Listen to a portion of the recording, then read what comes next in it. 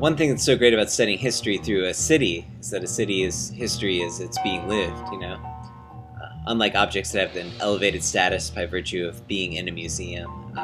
Finding articles and artifacts in the real world is hard because people are still using them. They're still objects ready at hand. This is a phenomenon in old cities. In Paris, they have these jazz clubs that are old medieval dungeons, oubliettes. It's a word we have in English only marginally forgotten places. So now they're mostly for tourists looking for the Paris of jazz and of a stylish underworld. Chicago, for all its virtues, does not market itself quite as well. So our jazz clubs, while more significant, get swept away, lived over and lived in, lost to time. One such place is the Dreamland Cafe, where Calloway, the band leader, made his Chicago debut. That's him there in the center with the baton. The Dreamland Cafe, unfortunately, is gone, and on its site is now this condo building with a Starbucks and a bank, trolleys that are actually buses, and also the Sunset Cafe, which became the Grand Terrace Cafe. It's on the south side. The building is still there.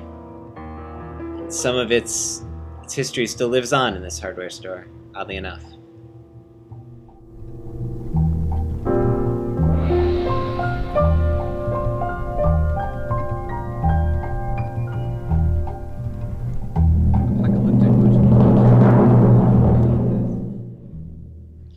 In 1962, Daniel Meyer's grandfather bought the building from Joe Glazier, Louis Armstrong's manager. A nightclub. At first it was called the Sunset Cafe. In the 20s and 30s, it served mainly a white clientele. It was the Chicago equivalent of the Cotton Club. The Cotton Club in Harlem, which is where Louis Armstrong ended up, has since been torn down. But this building will remain. It is a Chicago landmark. And although the inside, which used to be the dance floor, is now the sales floor and looks exactly like a sales floor. Mr. Myers was willing to take us into the back where the history is still very visible, which is very exciting, as you might imagine.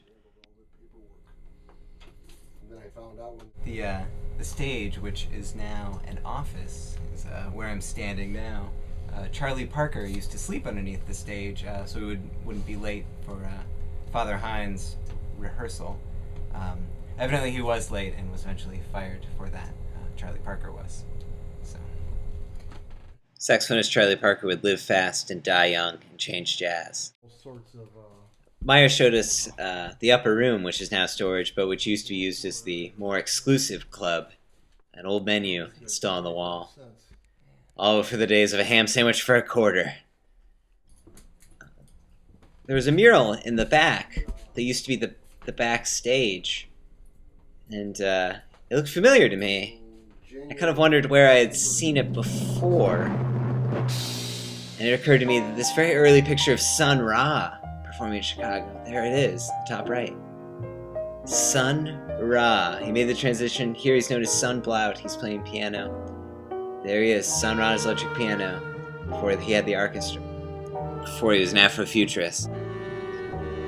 Mr. Myers let us out, and I was in a bit of a daze. I mean, Sun Ra, Calloway, Louis Armstrong, Earl Hines, Charlie Parker. It's hallowed ground. It's just there on the south side. Amongst all the fast food restaurants, some semblance of history still remains.